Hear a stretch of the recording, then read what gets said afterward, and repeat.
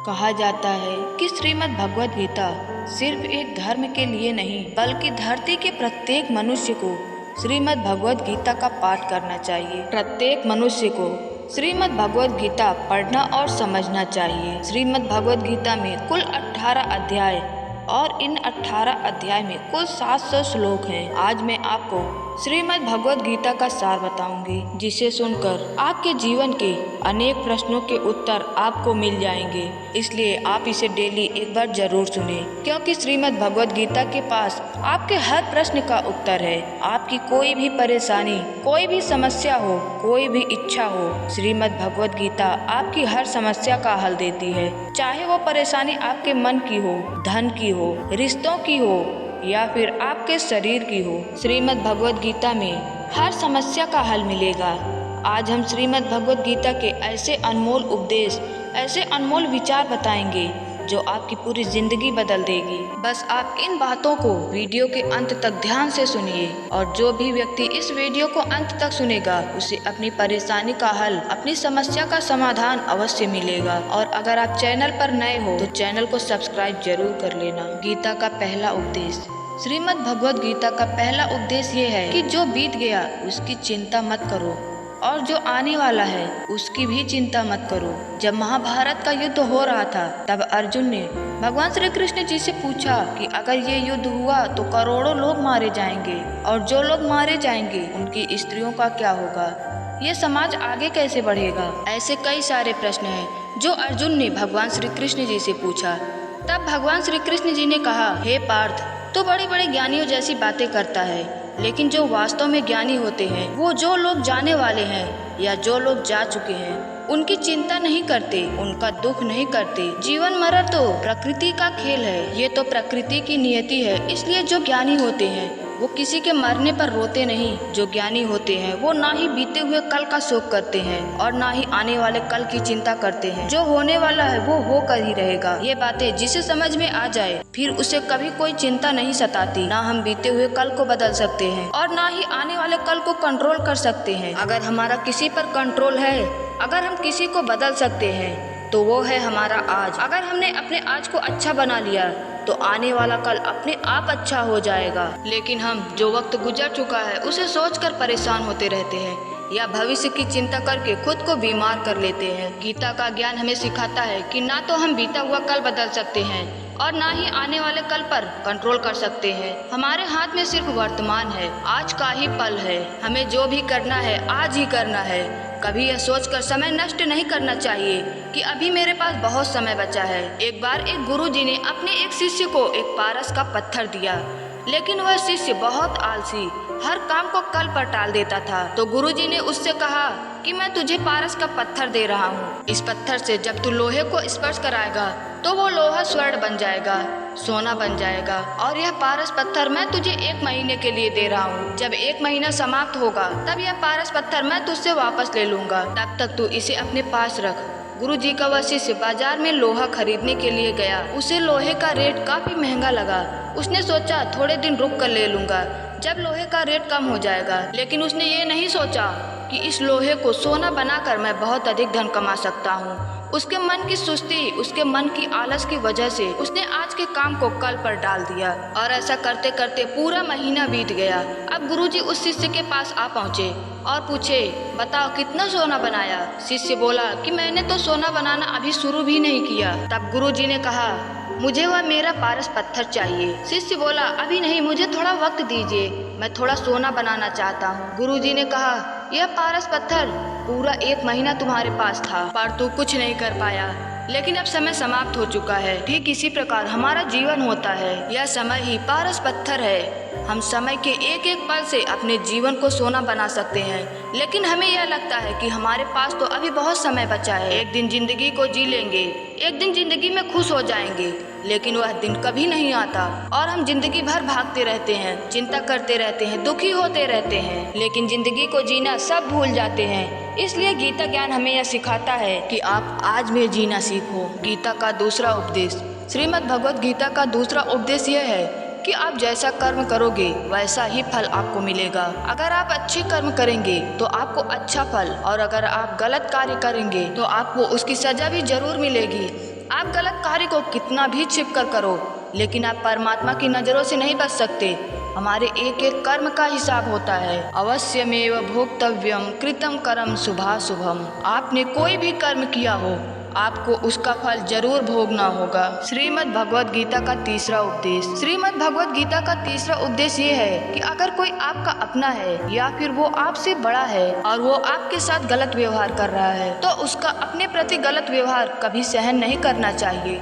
गीता का ये उपदेश हम सब की जिंदगी से जुड़ा हुआ है। कभी कभी जब हमारे साथ गलत होता है तो हम ये सोचकर चुप हो जाते हैं कि ये तो मेरा अपना है, ये तो मुझसे बड़ा है, इसको हम कैसे कुछ कह सकते हैं। अगर हमने कुछ कह दिया तो रिश्ते खराब हो जाएंगे। पर सोचने की बात तो ये है कि जो अपना होता है वो कभी दुख नहीं देता, बल्कि वो हमारे दुखों को दूर कर देता है। तो श्रीमद् भगवद गीता का ये उपदेश है कि किसी को भी अपना फायदा मत उठाने दो। गीता का पहला अध्याय अर्जुन विषाद योग और दूसरा अध्याय जिसका नाम है सांख्य योग, उसके प्रारंभ में अर्जुन भगवान श्री कृष्ण जी के सामने अपना दुख प्रकट करते हैं कि हे केशव, मैं कौरवों से कैसे युद्ध कर सकता हूँ, ये सब तो मेरे अपने हैं। मैं कैसे पितामह भीष्म और गुरु द्रोणाचार्य से युद्ध करूँगा, क्योंकि वो दोनों तो मेरे पूजनीय हैं। इसलिए इन्हें मारने से अच्छा है मैं भिक्षा के अन्न से अपना गुजारा करूँ। और जिन कौरवों से मैं युद्ध करने जा रहा हूँ वो भी तो मेरे भाई ही हैं, मेरे अपने ही हैं। इन्हें मारने से अच्छा है कि मैं सब कुछ त्याग दूं। तब भगवान श्री कृष्ण जी ने अर्जुन से कहा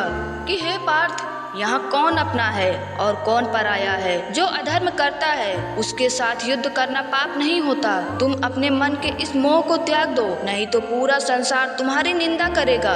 यहाँ बात अपने और पराये की नहीं है, बात धर्म और अधर्म की है, बात सही और गलत की है। अगर तुम आज गलत को सहोगे, उसका अंत नहीं करोगे, तो गलत करने वाले को और बल मिलेगा, वो और ज्यादा गलत करने लगेगा। इसलिए तुम मोह को त्याग कर युद्ध करो।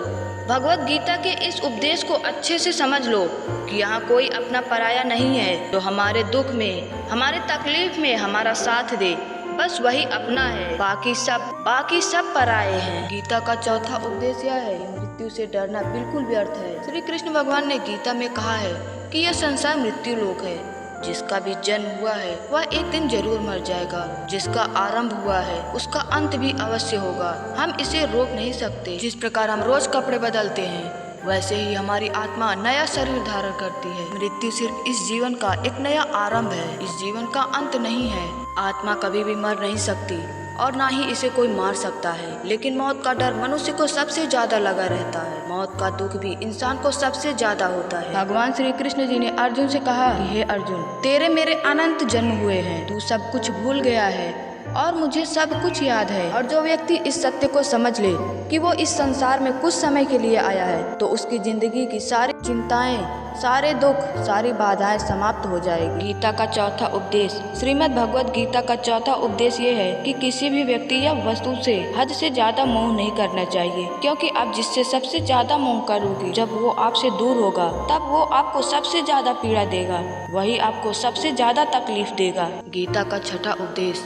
मन और विचारों को कंट्रोल किए बिना जीवन में कभी भी सुख और शांति नहीं मिल सकती। अर्जुन ने भगवान श्री कृष्ण जी से पूछा कि हे केशव, मेरा मन सही गलत सब कुछ जानता है, फिर भी मेरे विचार और मेरा मन मुझसे कंट्रोल नहीं होता। मैं जो करना चाहता हूँ वह कर नहीं पाता, और जो नहीं करना चाहता वह मेरा मन मुझसे जबरदस्ती करवा लेता है। मैं बेचैन हो गया हूँ, मुझे शांति प्राप्ति नहीं हो रही। तब श्री कृष्ण जी ने अर्जुन से कहा, इसके लिए तुझे अपने मन और विचारों से अलग होकर अपने मन और विचारों को सही दिशा में ले जाने का अभ्यास करना होगा, और यह एक दिन में नहीं होगा। जब तक तू अपने मन और विचारों की गुलामी नहीं त्यागेगा, तब तक तुझे कभी भी शांति नहीं मिलेगी। एक बार एक राजा था, वह बहुत बेचैन और परेशान रहता था। एक दिन वह अपने गुरु जी के पास गया और उनसे कहने लगा कि मेरा मन बहुत बेचैन है, मैं बहुत परेशान हूँ। मैंने पूरे संसार को जीत लिया है, सब कुछ है मेरे पास, पर मैं खुश नहीं हूँ। मेरे मन में सुकून नहीं है, शांति नहीं है। तब गुरु जी ने राजा से कहा कि अगर तुम्हारे नजर में कोई ऐसा व्यक्ति है जिसने सुकून को प्राप्त कर लिया है, शांति को प्राप्त कर लिया है, तुम उसका एक बार कुर्ता पहन लो, तुम्हारे जीवन में भी शांति आ जाएगी। राजा बहुत प्रसन्न हो गया कि यह तो बहुत आसान काम है। वह अपने राजमहल में आया और राज्यसभा में सबसे कहने लगा कि आप लोगों में से जो शांत हो गया है, जिसे सुकून मिल गया है, वह अपना कुर्ता मुझे दे दे। बदले में वह जितना धन मांगेगा मैं उसे दूंगा। सब लोग एक दूसरे का मुंह देखने लगे। पैसों का लालच आया, लेकिन सभी को एक दूसरे की सच्चाई पता थी कि किसी की भी जिंदगी में शांति और सुकून नहीं था। सब अपना सर झुकाकर वहां खड़े हो गए। फिर राजा ने पूरे नगर में ढिंढोरा पिटवा दिया कि जिसे शांति प्राप्त हो चुकी हो, सुकून प्राप्त हो चुका हो, वह मेरे पास आकर अपना कुर्ता मुझे दे। वह जितना कहेगा उसे उतना धन दे दिया जाएगा। लेकिन एक भी व्यक्ति ऐसा नहीं मिला जिसे शांति प्राप्त हो चुकी हो। राजा के सैनिक पूरे राज्य में ढूंढ रहे थे। एक पेड़ के नीचे एक महात्मा तपस्या करता दिखा। उनके चेहरे पर शांति थी, सुकून था। सैनिक उस महात्मा के पास जाकर पूछने लगे कि क्या आपने शांति प्राप्त कर ली है, सुकून प्राप्त कर लिया है? महात्मा ने कहा, मैं पूरी तरह से शांत हूँ। वह सैनिक उसे राजा के पास ले आए। राजा ने इस महात्मा से प्रश्न किया कि क्या आपको शांति और सुकून प्राप्त हो चुका है? तब वह महात्मा कहने लगे, महाराज, मैं पूरी तरह से शांत हूँ। मुझे कोई चिंता नहीं है, किसी चीज का लालच नहीं, मुझे कोई इच्छा नहीं। राजा जी बहुत प्रसन्न हो गए।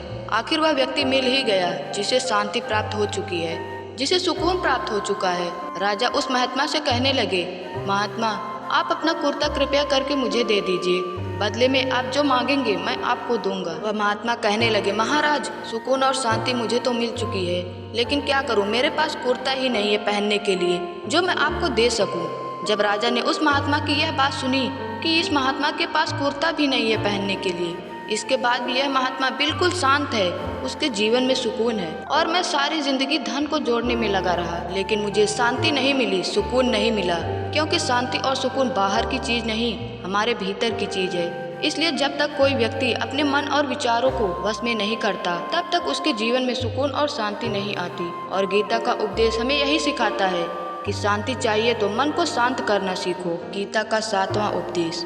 श्रीमद् भगवद गीता का 7वां उपदेश है, हमें अपनी रक्षा स्वयं करनी चाहिए, क्योंकि जो मनुष्य अपनी रक्षा स्वयं नहीं करता, उसकी रक्षा ईश्वर भी नहीं करते। भगवान श्री कृष्ण जी ने अर्जुन से कहा, तस्मात् सर्वेषु कालेषु माम अनुसुमीर युद्धश्च। हे अर्जुन, तू हर समय मेरा स्मरण करते रहना और युद्ध करते रहना। तब अर्जुन ने भगवान श्री कृष्ण जी से पूछा कि हे केशव, ये युद्ध तो कुछ समय पश्चात समाप्त हो जाएगा, फिर आप और किस युद्ध की बात कर रहे हैं? तब श्री कृष्ण जी ने अर्जुन से कहा कि हमारा जीवन भी युद्ध की तरह ही है। ये जिंदगी एक रणभूमि है, जीवन में सुख और दुख आते रहते हैं, लेकिन हमें अपने जीवन में कभी निराश नहीं होना चाहिए और हमेशा ईश्वर का ध्यान भी करते रहना चाहिए। राधे कृष्णा।